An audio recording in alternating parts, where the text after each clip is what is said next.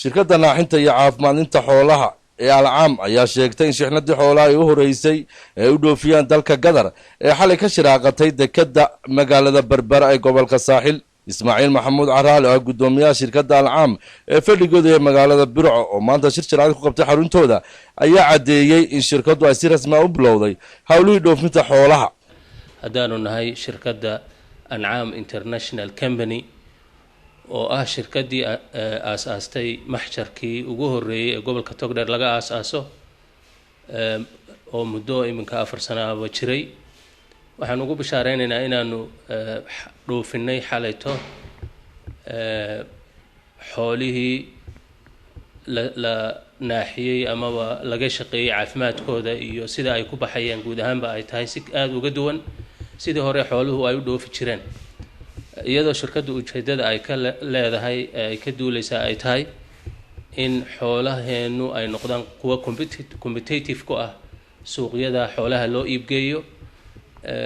ولله الحمد أرنك إسقى سوين بارنتي لوجه هالقلي وأنا لوجو قولستي إن شاء الله تعالى وشدوين كشركة دعاء الله ده هنا وحن ورجينا ندور بيدمن سدا أي حقيقة بدونته وشدوين كوجو وين حكم إذا إن حوله هنا أرنتي سوق يدا دي بدأ وجود يعمي لوجه هالقلا أو شركة محلية أو شعب يقول لي هاي oo iyagu ay gambada iyo xoolaha ay isu geysteen in oo baaxadda lacag $3 milyan oo ku dhow lagu maalgeliyay shilinka la soo noqdaana uu dalka iyo dadka iyo shacabka ku soo noqonayo inay ka hawlgasho gobolkii lagu yaqaanay xoolaha caanka ku ahaa iibintiisa iyo iibgeyntiisa iyo xanaaneyntiisa intaba.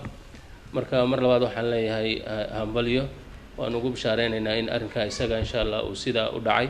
محمد حاشي وأحمد حسوقين تحولها الشركة ويسقون فافين كبحية ترى حولها أيدوفيين يدلك أو كلا درين أي واحد كم ده هذا الذي يصير.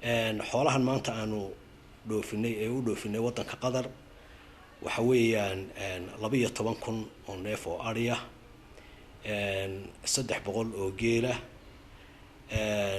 صدح بقول يكونتون نف الله inta ayaanu wadanka Qatar aan u dhoofinayna ama u dhoofinayba dafcadii ugu horeysay baa dhooftay xalayto.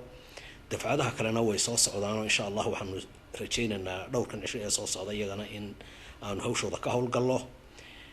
waxaan noo raacaa in aan wadamada khaliijka aanu dhamaantood ku rajo weynahay oo ku tala jiro in aanu waqtigan mawsimkan xajka aanu xoolaha wada diro. waxa imanka hawshoodii aanu bilownay wadanka Cumaan oo aan u dhoofano xoolo 60,000 oo neefa oo ariyo isku jira iyo lo ah. wadamada kale ee khaliijka iyo Masar iyo Malaysia intaba waxaan rajaynaynaa inaanu u bilowno xoolaha si dhaqso ah. xoolahaas oo ah xoolo ka duwan xoolihii hore ee wadankeena ka dhoofi jiray oo laga shaqeeyay caafimaadkooda laga shaqeeyay maxay ahayd toy tayeyntooda oo si ay ula tartamaan xoolaha wadamada kale inooga imanaya sida maxay ahayd toy Suuriya oo kale Iran oo kale maxay tahay Suudaan oo kale wadamadaas oo xoolahooda runtii aad loo tayeeyay in ay la tartami karaan.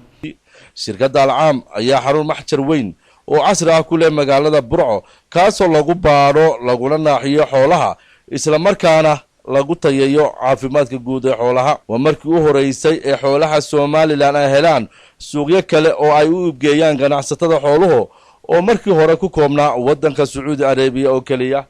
Kays Axmed Digaale, Hon Cable TV, Burco.